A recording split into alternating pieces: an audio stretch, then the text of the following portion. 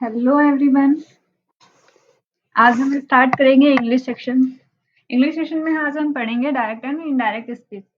आप लोग जानते हैं कि इंग्लिश में जब भी हम स्टार्ट करते हैं ग्रामर या स्पीचेस, जब भी हम स्टार्ट करेंगे तो सबसे पहले हम डायरेक्ट एंड इनडायरेक्ट स्पीच ही सीखते हैं।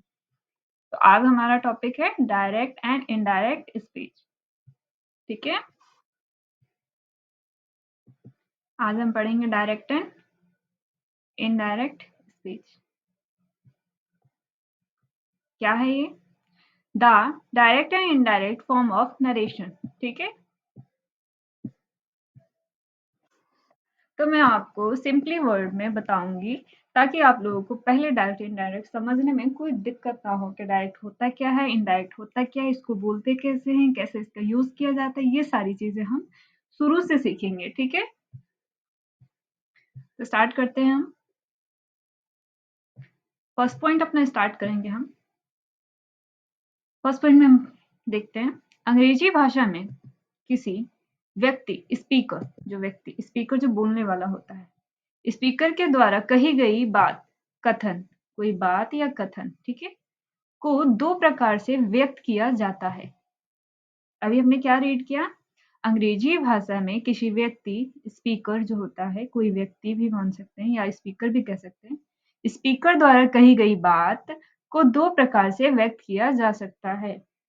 ठीक है, तो इससे तो हमें ये चीज पता चलती है कि इंग्लिश की भाषा में किसी व्यक्ति या किसी भी कहने या बोलने वाले व्यक्ति के द्वारा कोई भी कही हुई बात हम दो प्रकार से व्यक्त कर सकते हैं। ठीक है, वो प्रकार कौन कौन से हैं? पहला है डायरेक्ट स्पीच, दूसरा है इनडायरेक्ट स्पीच। ठीक है, डायरेक्ट स्पीच में प्रत्यक्ष कथन मतलब द्वारा, और इनडायरेक्ट स्पीच में क्या होता है? अप्रत्यक्ष कथन किसी के द्वारा। ठीक है, डायरेक्ट स्पीच में जो होता है, जो प्रत्यक्ष बातें होती हैं वो होती हैं, और इनडायरेक्ट स्पीच में जो अप्रत्यक्ष होती हैं।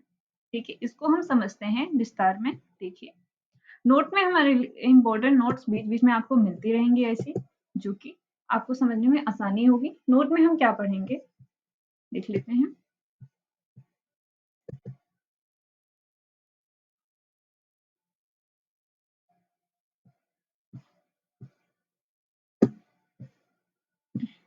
नोट में हम अभी पढ़ेंगे, उससे पहले मैं नोट को सिर्फ हाईलाइट करना चाहूंगी ताकि आप लोगों को नोट को अच्छे से समझने में कोई दिक्कत ना हो।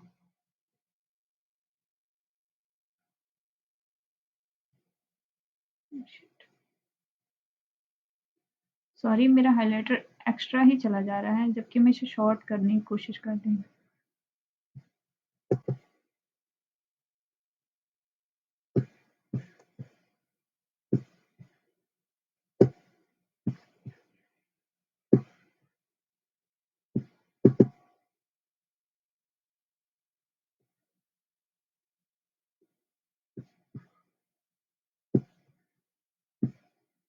इतना ही रहने देता है। नोट में पढ़ लेते हैं हम। मॉडर्न इंग्लिश में इनडायरेक्ट स्पीच को रिपोर्टेड स्पीच कहते हैं। ठीक है, मॉडर्न इंग्लिश में इनडायरेक्ट स्पीच को रिपोर्टेड स्पीच कहते हैं। डायरेक्ट स्पीच में हम वक्ता, स्पीकर जो होते हैं उसे वक्ता भी कह सकते हैं। डायरेक्ट स्पीच में वक्ता को कथन को ज्यों का त्यों व्यक्त करते हैं। इनडायरेक्ट स्पीच, रिपोर्टेड स्पीच में हम वक्ता, स्पीकर के कहे हुए शब्दों का भाव प्रकट करते हैं। जैसे एग्जाम्पल देखेंगे हम। ठीक है, तो हमने अभी नोट में जो पढ़ा, आपको समझ में आया? जो भी हमने नोट में अभी पढ़ा है उसको समझने की काफी आवश्यकता है। पहले हम उसे समझेंगे अच्छे से। ठीक है,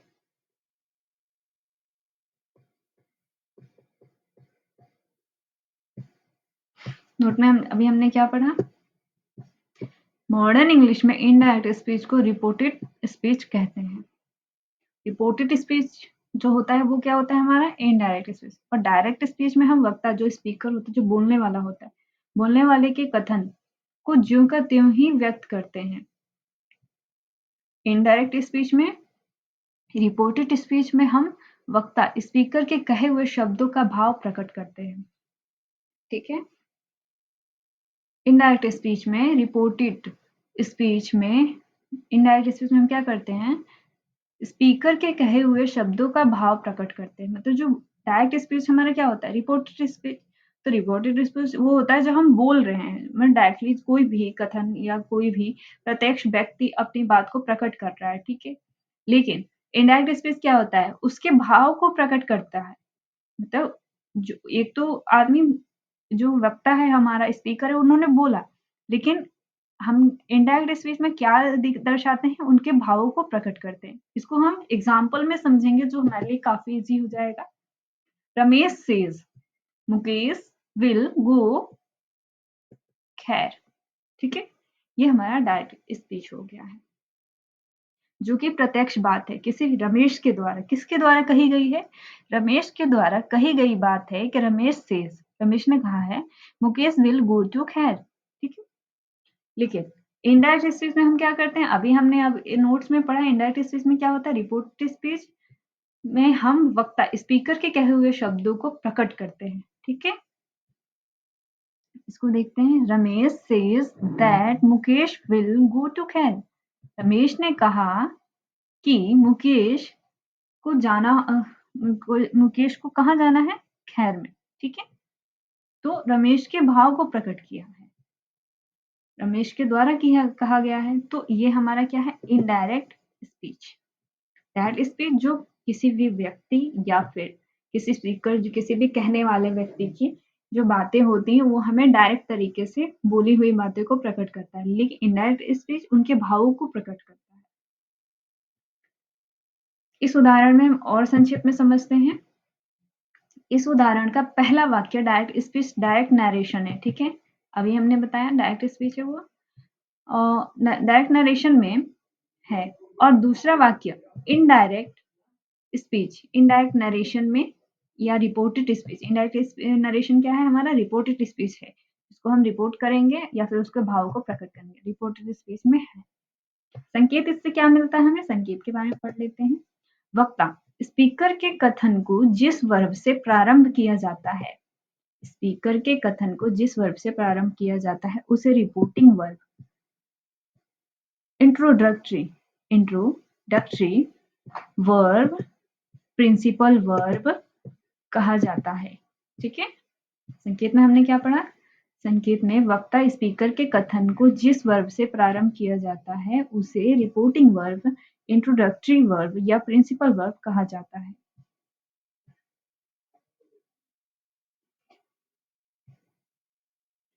नेक्स्ट पढ़ते हैं। उपयुक्त उदाहरण से पहले वाक्य की क्रिया सेज को रिपोर्टिंग वर्ब कहेंगे। ठीक है। पहले वाक्य सेज, क्योंकि कहा गया है ना, ये रिपोर्टिंग वर्ब, किसी के द्वारा कही गई चीज रिपोर्ट की जा रही है ना, तो रिपोर्टिंग वर्ब कही जाएगी।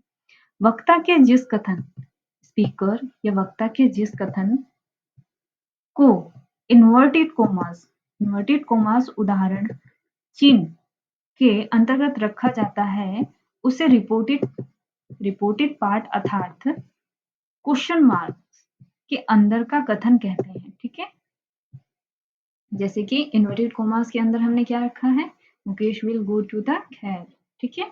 इसे क्वेश्चन मार्क या इन्वर्टेड कोमास के अंदर रखे गए कथन कहते हैं। एग्जाम्पल देखते हैं इसका। उदाहरण के पहले भाग में मुकेश विल गो टू खैर रिपोर्टेड पार्ट है।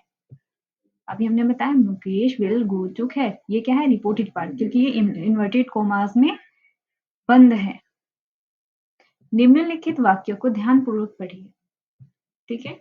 1.2 हमारा सेकंड पॉइंट है, निम्नलिखित वाक्य को ध्यानपूर्वक पढ़ते हैं और समझते हैं।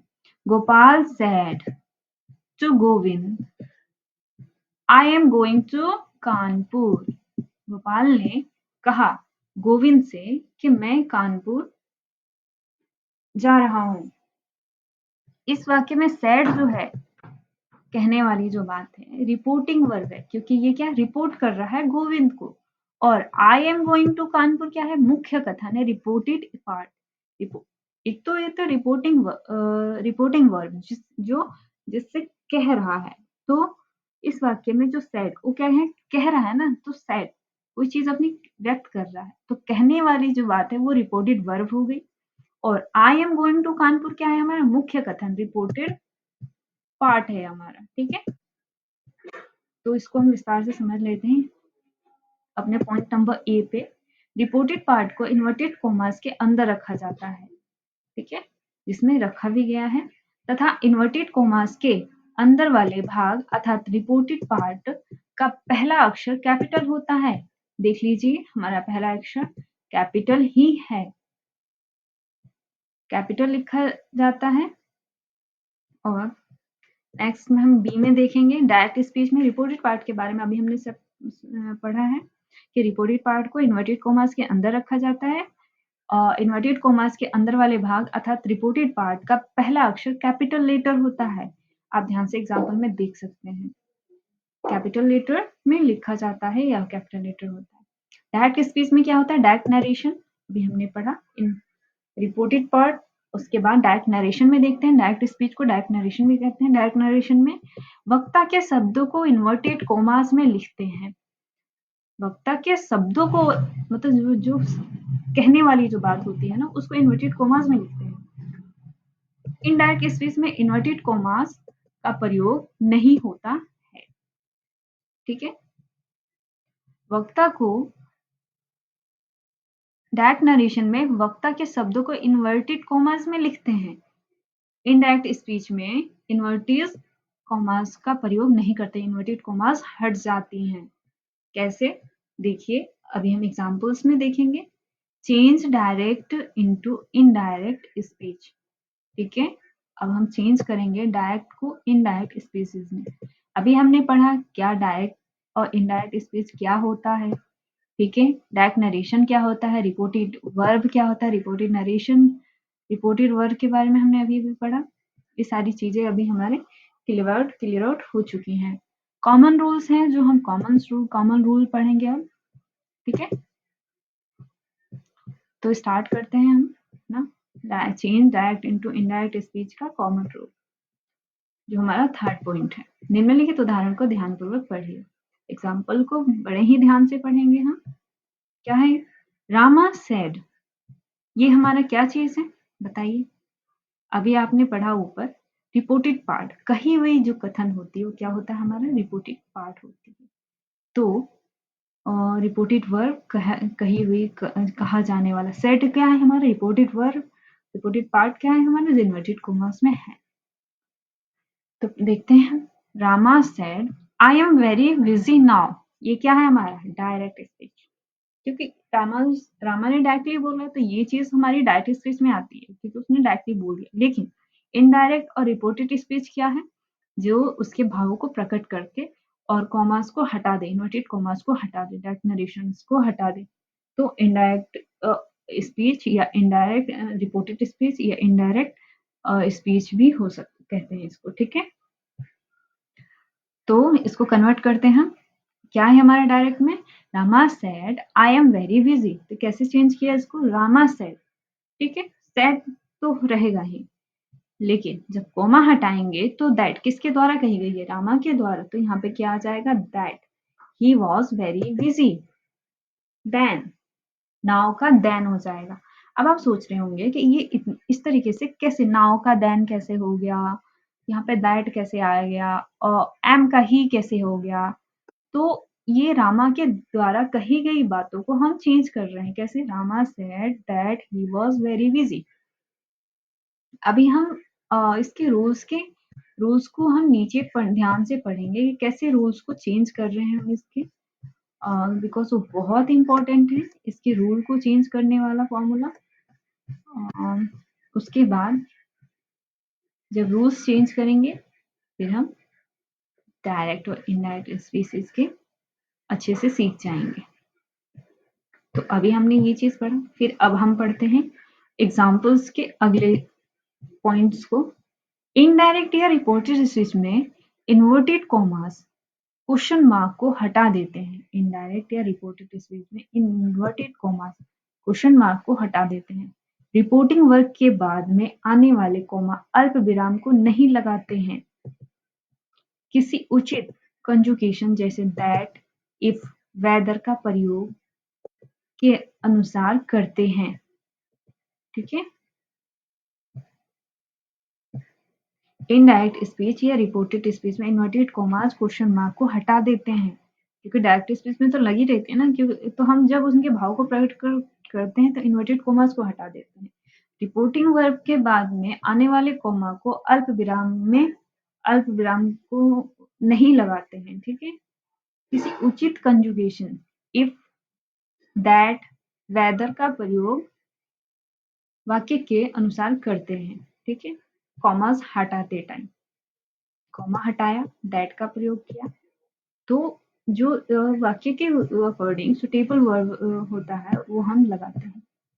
कॉमा के बारे में पढ़ते हैं हम, कॉमा रूल्स के बारे में। ये कॉमा रूल्स हमारा क्या कहता है और कैसे इसको लगाते हैं और किस तरीके से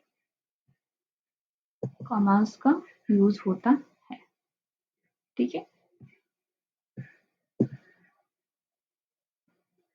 नेक्स्ट हम क्या पढ़ेंगे, changing direct into indirect speech में कॉमा रूल्स।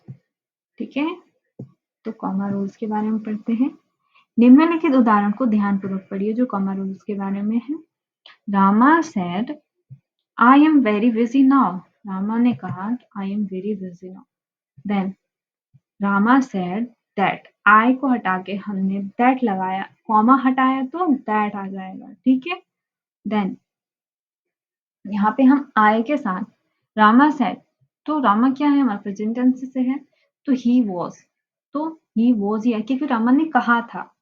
कही हुई बात जो पास्ट में होती है, तो पास्ट के भाव को जब प्रकट कर रहे हैं तो हम उसी के हिसाब से हेल्पिंग वर्ब का भी यूज करेंगे। ठीक है। Rama said that he was very busy then. ठीक है। इनडायरेक्ट या रिपोर्टेड स्पीच है ये हमारा। ठीक है।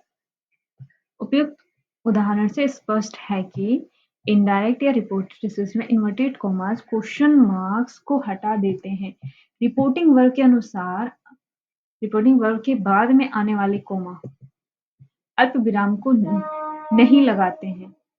किसी उचित कंजुगेशन जैसे दैट, इफ, वेदर का प्रयोग वाक्य के अनुसार करते हैं। ठीक है। फिर नोट्स, एक और नोट्स पढ़ते हैं हम इसमें। असर्टिव तथा एक्सक्लेमेटरी सेंटेंसेस में दैट का प्रयोग करते हैं। किसमें हम दैट का, किसमें इफ का, किसमें वेदर का यूज करेंगे, ये नोट्स हम अच्छे से पढ़ लेते हैं, क्योंकि हमें तो नहीं पता है कि हम कहाँ पे कौन से वर्ब का यूज करेंगे। कॉमा हटाएंगे तो ध्यान से पढ़ते हैं। ठीक है। असर्टिव तथा एक्सक्लेमेटरी सेंटेंसेस में दैट का प्रयोग करते हैं। प्रश्नवाचक वाक्य, प्रश्नसूचक शब्दों से आरंभ होने वाले वाक्य में इफ या वेदर का प्रयोग करते हैं।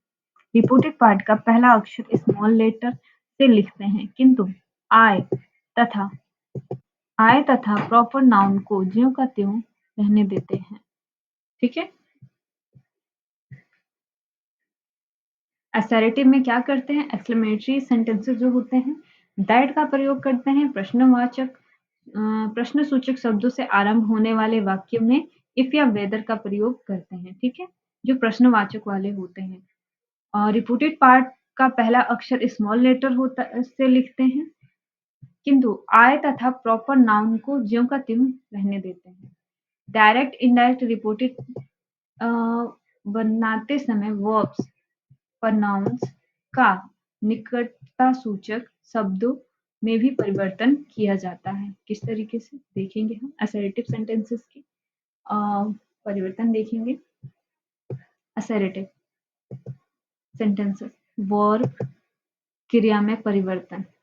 यदि रिपोर्टिंग वर्ब प्रेजेंट या फ्यूचर टेंस में हो तो रिपोर्टेड पार्ट इन्वर्टेड कोमा के अंतर्गत वाले भाग की क्रिया का टेंस नहीं बदलता है। जैसे डायरेक्ट स्पीच में हम देखेंगे Sita says Meera is ill, तो इनडायरेक्ट स्पीच में हम कैसे बनाएंगे इसका, सीता सेज। ठीक है। कॉमर्स हटाया तो हमारे पास क्या आएगा दैट, क्योंकि ये प्रश्नवाचक नहीं है, प्रश्नवाचक में हम इफ या वेदर का यूज करते हैं। तो Sita says that Meera is ill. इन सेंटेंसेस में टेंसेस नहीं बदलते हैं, ठीक।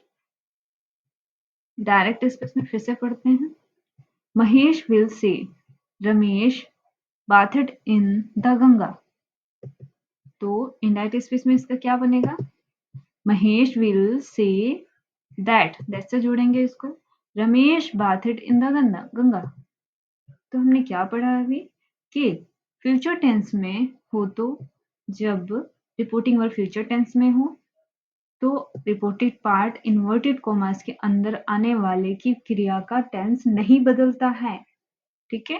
प्रेजेंट या फ्यूचर दो में हो तो प्रेजेंट टेंस और फ्यूचर टेंस के इन्वर्टेड कॉमास में आने वाले रिपोर्टेड वर्ब इन्वर्टेड कॉमास के अंदर आने वाले टेंसेस नहीं बदलते हैं, ठीक है। इन्वर्टेड कॉमास के अंदर आने वाले टेंसेस नहीं बदलते हैं जब प्रेजेंट और फ्यूचर टेंस में हो। तो हमने अभी फर्स्ट एग्जांपल देखा प्रेजेंट टेंस का, सेकंड एग्जांपल हमारा फ्यूचर टेंस का, इसके भी टेंसेस नहीं बदले हैं, सिर्फ हमने दैट से इसे जोड़ दिया। थर्ड एग्जांपल हम अपना देख लेते हैं। He said, he has said to me Mohan has stolen watch. तो इसको हम कैसे इनडायरेक्ट स्पीच में चेंज करेंगे, ही हैज टोल्ड। सेड का टोल्ड हो जाएगा क्योंकि कही गई बात है और चेंज कर रहे हैं तो, ठीक है। और ये हमारा हैज हेड वाला है, इसलिए he has told me that Mohan has stolen a watch, ठीक है। Mohan has stolen a watch. Next direct में देखेंगे, फोर्थ वाला एग्जांपल अपना डायरेक्ट स्पीच में। Vijay says to his sister the sun is rising in the east. तो जो नेचर से रिलेटेड चीजें होती हैं जिसको हम चेंज नहीं कर सकते, उसमें भी हमारे नोटेड कॉमास के अंदर वाले टेंसेस को चेंज नहीं करते हैं। इसमें भी देख लीजिए इनडायरेक्ट में, Vijay tells his sister that the sun is rising in the east, क्योंकि ये ट्रू है, जो ट्रू बातें हैं उसको नेचर से रिलेटेड ट्रू होते हैं जिसको हम चेंज नहीं कर सकते, उस पे उसमें भी हम टेंसेस को चेंज नहीं करते, ठीक है। नेक्स्ट, और आप सोच रहे होंगे थर्ड वाले में हैज जो रिलेटेड है, इसमें जो वर्ब है एक ही टेंसेस का यूज किया गया, अगर अलग अलग टेंसेस का यूज किया होता तो हम उसे चेंज करते, लेकिन थर्ड में हमने क्यों नहीं चेंज, क्योंकि he has said to me Mohan has stolen a watch. तो ये उसी समय की बात है, तो जब हम एक ही समय की बात कर रहे हैं तो एक ही वर्ब लगाएंगे ना, तो एक ही वर्ब दोनों में लगा हुआ है, इसीलिए हमने यहाँ पे चेंज नहीं किया। देखिए he has told me that Mohan has stolen a watch, क्योंकि ये टेंसेस के साथ बैठ रहा है। संकेत देख लेते हैं। रिपोर्टिंग वर्ब से, सेज, सेड को टेल, टेल्स, टोल्ड में उस समय परिवर्तित करते हैं जब उसके पश्चात कोई ऑब्जेक्ट कर्म हो, उदाहरण थर्ड और फोर्थ। जब उसके साथ कोई कर्म लगा हो तब चेंज हो जाता है, जैसे कि थर्ड में क्या, he has said to me, he has said to me, क्योंकि उसके साथ वो कह रहा है।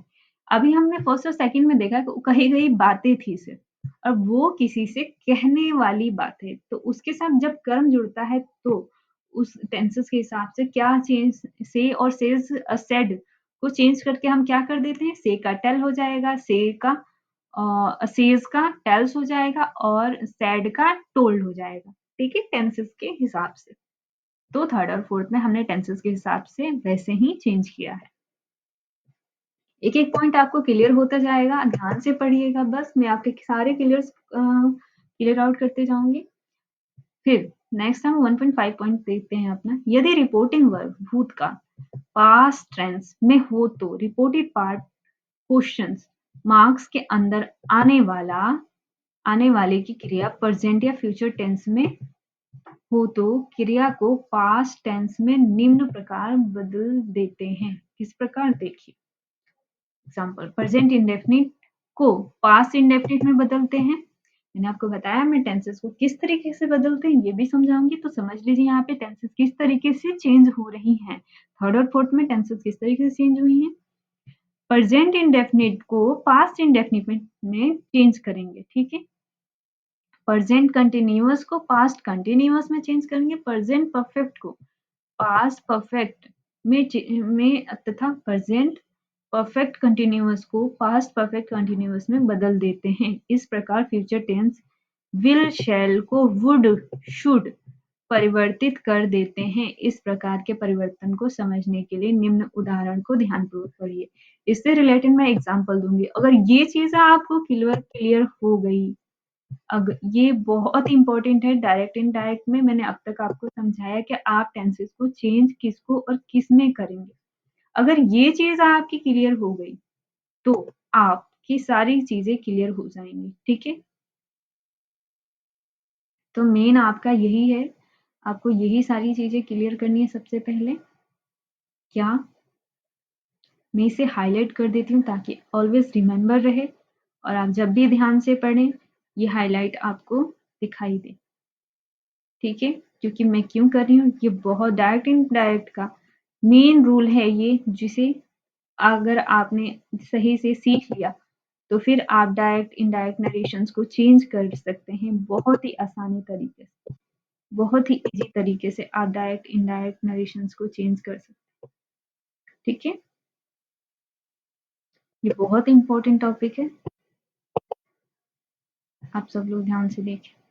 अभी हमने आपको ये चीजें बताई, इससे पहले मैंने आपको एक और चीज बताई थी जब मैंने इसको चेंज किया था रिपोर्टिंग वर्ब को, कि ये भी ध्यान है कि 1.4 वाला जो टॉपिक है प्रेजेंट या फ्यूचर टेंस में जब रिपोर्टिंग वर्ब प्रेजेंट या फ्यूचर टेंस में हो, रिपोर्टेड पार्ट इन्वर्टेड कॉमास के अंदर वाले भाग की क्रिया टेंसेस नहीं बदलते हैं, ठीक है।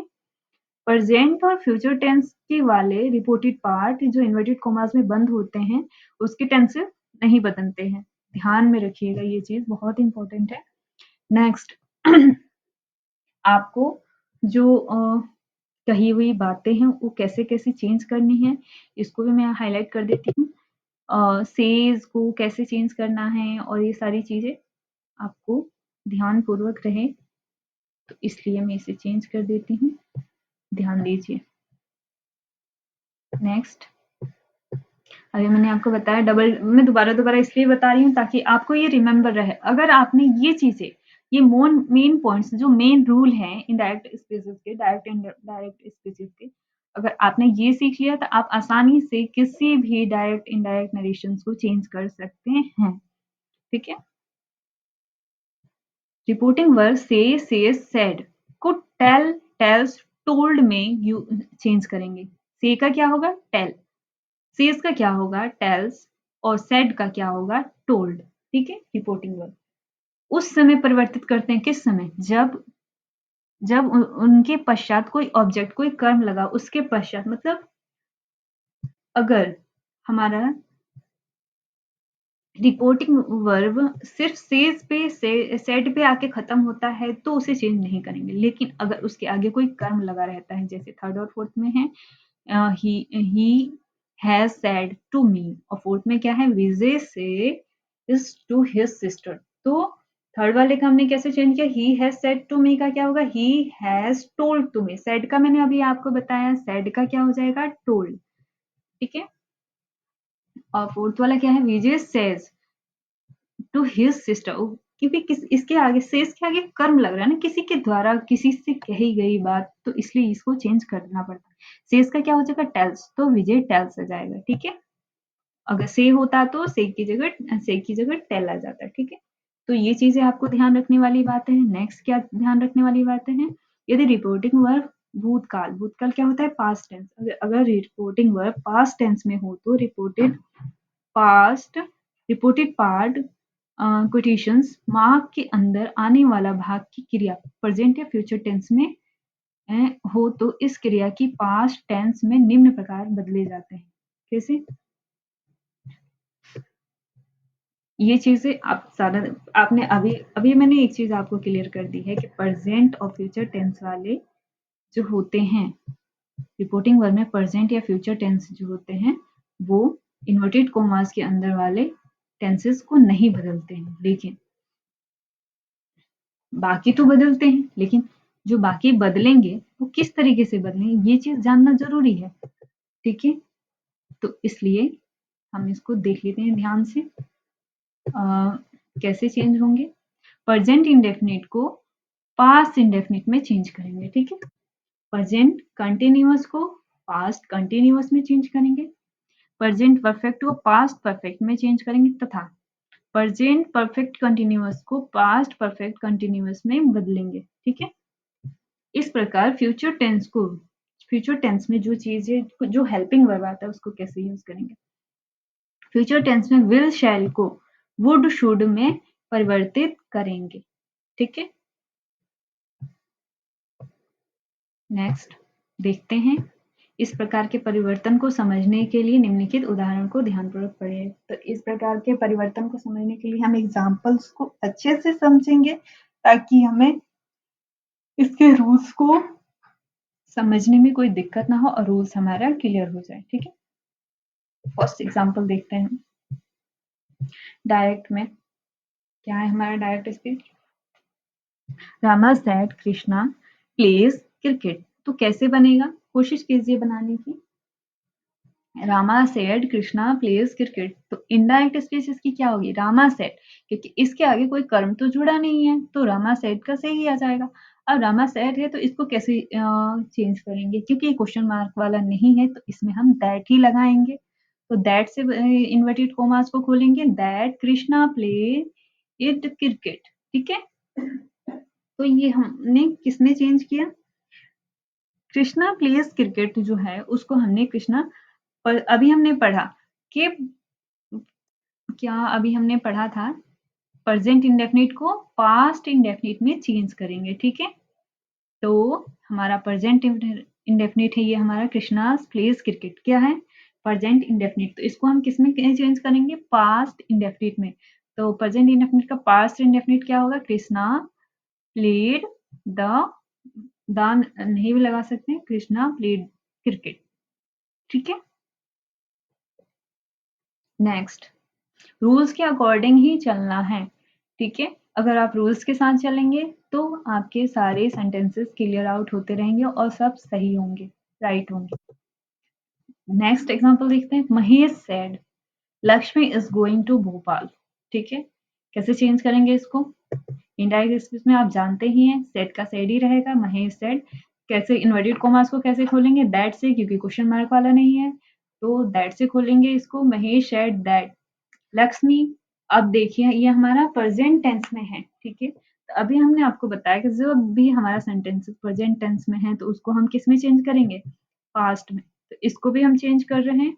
Mahesh said that Lakshmi was going to Bhopal. Present tense को हमने किस में चेंज करना है? पास्ट टेंस में। ध्यान रखिएगा एग्जाम्पल्स को ताकि आपको ये सारी चीजें क्लियर आउट होते रहें साथ के साथ। नेक्स्ट थर्ड पॉइंट है हमारा डायरेक्ट। डायरेक्ट स्पीच में हम क्या क्या है हमारा next? Rekha said to me. अब देखिएगा इसमें सेड के साथ कर्म जुड़ा हुआ है। ठीक है, तो ये चेंज होएगा। इन्वर्टेड कोमास में क्या है? शीनी हैज डन द वर्क। ठीक है, इनडायरेक्ट स्पीच इसका कैसे होगा? रेखा टोल्ड मी दैट, रेखा ने मुझसे कहा। तो आपको पता है सेड का क्या हो जाएगा? टोल्ड, क्योंकि इसके साथ कर्म लगा हुआ है। तो Rekha told me that, inverted commas को हटाएंगे, दैट के साथ ही जोड़ेंगे क्योंकि क्वेश्चन मार्क वाला नहीं है। तो रेखा टोल्ड मी दैट शीनी, अब ये क्या है हमारा? ये हमारा अभी हमने पढ़ा था प्रेजेंट इंडेफिनिट को पास्ट इंडेफिनिट में, प्रेजेंट कंटिन्यूअस को पास्ट कंटिन्यूअस में, प्रेजेंट परफेक्ट को पास्ट परफेक्ट में चेंज करेंगे। तो ये तो हमारा प्रेजेंट परफेक्ट है तो इसको पास्ट परफेक्ट में चेंज करेंगे। ठीक है, तो इसका क्या होगा? रेखा टोल्ड मी दैट शीनी हैज का क्या हो जाएगा? हैड हो जाएगा। ठीक है, शीनी हैड डन द वर्क। ठीक है, एक स्टेप आगे बढ़ जाएगा। क्या है हमारा? प्रेजेंट परफेक्ट, तो प्रेजेंट परफेक्ट को पास्ट परफेक्ट में हमने चेंज कर दिया है और हमारा सेंटेंसेस भी क्लियर आउट हो गया है और सही हो गया है। ठीक है, Rekha told me that Sheeni had done the work. बिल्कुल रूल्स के हिसाब, अगर आप रूल्स के साथ चलेंगे तो आपके सेंटेंसेस कभी गलत नहीं हो सकते हैं। बिल्कुल रूल्स के साथ चलना है, बिल्कुल पॉइंट टू पॉइंट। अगर आप रूल्स को अच्छे से समझ रहे हैं, समझ पा रहे हैं, तो आपके सेंटेंसेस बिल्कुल करेक्ट होंगे। नेक्स्ट 4 पॉइंट में हम पढ़ते हैं, Meera said to Sheela Binani has been sleeping for 2 hours. ठीक है, एग्जाम्पल देखते हैं इसका। मीरा टोल्ड, क्यों चेंज हो रहा है? क्योंकि सेड के साथ कर्म लगा हुआ है। ठीक है, मीरा टोल्ड शीला, दैट के साथ जोड़ेंगे, ये तो आपको पता ही है। बिनानी, इसको बिन्नी भी पढ़ेंगे, बिनानी भी बोल सकते हैं, मैं बिनानी बोल रही हूँ इसको। Meera told Sheila that Binny had. ठीक है, अभी मैंने आपको बताया कि पास्ट क्या है ये हमारा? प्रेजेंट परफेक्ट को पास्ट परफेक्ट में चेंज करेंगे। ठीक है, तो ये हमारा प्रेजेंट परफेक्ट है। Meera said Sheela Bini has been sleeping for 2 hours, तो ये हमारा प्रेजेंट परफेक्ट है, तो इसको पास्ट परफेक्ट में चेंज करेंगे। पास्ट इन्वर्टेड कॉमा से हटे तो पास्ट परफेक्ट में ही आएगा, तो बिनी हैज का हेड हो जाएगा, बीन स्लीपिंग फॉर 2 आवर्स। ठीक है, रूल्स के अकॉर्डिंग सही है, ध्यान दीजिएगा, आप रूल्स के अकॉर्डिंग ही चलें। रूल्स से अगर इधर-उधर ज़रा सा भी हुआ, हमारे सेंटेंसेस गलत हो सकते हैं। हमारी इनडायरेक्ट और डायरेक्ट स्पेसेस जो चेंजिंग है, इनडायरेक्ट जो इनडायरेक्ट रिपोर्ट जो है वो गलत हो जाएगा। फिफ्थ वाला हम पढ़ेंगे, अपना एग्जांपल फिफ्थ वाला देखते हैं। Vijay said to Kumar Satish will not go there. Vijay said to Kumar Satish will not go there, तो इसकी इनडायरेक्ट स्पीच क्या होगी? विजय टोल्ड, सेट का टोल्ड हो जाएगा क्योंकि इसके साथ वर्ब लगा हुआ है। विजय टोल्ड कुमार दैट के साथ जोड़ेंगे सेंटेंस में, विजय टोल्ड कुमार दैट। अब देखिए ये हमारा फ्यूचर टेंस है, तो फ्यूचर टेंस में हमने अभी पढ़ा था विल और शैल को वुड और शुड में चेंज करेंगे। विल शैल को वुड और शुड में चेंज किया, विल का वुड, शैल का शुड हो जाएगा। ठीक, तो हम पढ़ते हैं इसमें, Vijay told Kumar Satish would not go there. ठीक है, सिंपल है, विल का वुड कर देना है, हमारा टेंस सही होगा। नेक्स्ट हमारा डायरेक्ट स्पीच क्या है? 6 पॉइंट में हम देखेंगे direct speech. Deepu, Deepu said to Neelu Pramod will be playing hockey. ठीक है, तो सेड के साथ वर्ब लगा हुआ है, सेड का टोल्ड हो जाएगा। Deepu told Neelu that Pramod will का would be playing hockey. Right, आप लोगों को कुछ भी समझ में आया है? आप लोग टेंसेस सही करेक्ट करेक्ट बनाना स्टार्ट कर चुके हैं, बनाना स्टार्ट कर दीजिए। देखिए रूल्स के अकॉर्डिंग, अगर रूल्स सही से याद हैं तो रूल्स को हमेशा रूल्स को नोट कर लीजिएगा आप एक अलग तरीके से अपने रिमेम्बरिंग के लिए, जो भी आपको से सुटेबल नोट्स लगे। रूल्स मैंने आपको हाईलाइट कर दिए हैं ऊपर, देखिए मैंने रूल्स हाईलाइट कर दिए हैं। आप रूल्स को ध्यान में रख के अगर आपने बनाना स्टार्ट किया तो आपके सारे टेंसेस बिल्कुल करेक्ट ही बैठेंगे। ठीक है, sorry,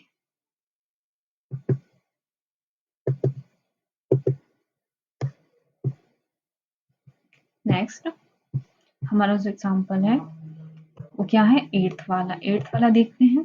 direct speech, James said to Joseph, James ने जोसेफ से कहा, Charles will have done it.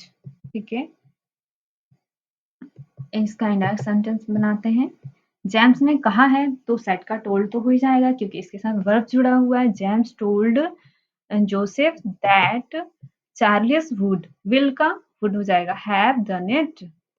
ठीक है, नेक्स्ट 9 वाला देखेंगे। बड़ा है लेकिन डरिएगा बिल्कुल नहीं, क्योंकि रूल्स के अकॉर्डिंग चलेंगे तो हमारे सारे टेंसेस, सारे इनडायरेक्ट, डायरेक्ट के इनडायरेक्ट रिपोर्ट सही आएंगे। ठीक है, अहमद सेड टू ओलिवर, ध्यान रखिएगा Ahmed said to Oliver, said के साथ वर्ब लगा हुआ है तो सेड का क्या हो जाएगा, टोल्ड हो जाएगा। नेक्स्ट इन्वर्टेड कोमास तो है नहीं, इन्वर्टेड कोमास है लेकिन क्वेश्चन मार्क वाला नहीं है तो इसको भी दैट से ही जोड़ेंगे। ठीक है, तो अहमद सेड टू ओलिव का क्या हो जाएगा, Ahmed told Oliver, Oliver Ahmed said to Oliver का मतलब के बाद क्या हो जाएगा, अहमद टोल्ड ओलिवर दैट के साथ जोड़ देंगे। इन्वर्टेड कॉमर्स में क्या है, the boys will have been writing the essay for 10 minutes. ठीक है, तो ये हमारा क्या है, फ्यूचर टेंस का विल वुड वाला। तो विल के साथ क्या है, विल और शेल को हम कैसे ये चेंज करेंगे बताया था आपको, विल का वुड हो जाएगा, शेल का शुड हो जाएगा। ठीक है, तो ये इसको भी हम क्या कर देंगे, the boys would have been writing the essay for 10 minutes. ठीक है, देखते हैं इसका इनडायरेक्ट स्पीच कैसा है। जैसे मैंने बताया same to same, Ahmed told Oliver that the boys would have been writing essay for 10 minutes. डरना बिल्कुल नहीं है, देख लीजिए चाहे कितना भी बड़ा डायरेक्ट इनडायरेक्ट हो, बस रूल्स के अकॉर्डिंग चलना। अगर आप रूल्स के अकॉर्डिंग चल रहे हैं तो आपके सेंटेंसेस, आपकी डायरेक्ट के इनडायरेक्ट स्पीचेस बिल्कुल करेक्ट बैठेंगे, जैसे अभी मैंने आपको बताया। ठीक है, अभी के लिए इतना ही, इससे रिलेटेड एग्जांपल्स आप जरूर करें। ठीक है, थैंक यू। और इसके जो इम्पोर्टेंट रूल्स हैं, अभी मैंने आपको डायरेक्ट और इनडायरेक्ट स्पीचेस के रूल्स के बारे में ही बताया, तो इसके इम्पोर्टेंट रूल्स और जो इसके टेंसेस हैं उसको आप जरूर ध्यान से करें। ठीक है, थैंक यू।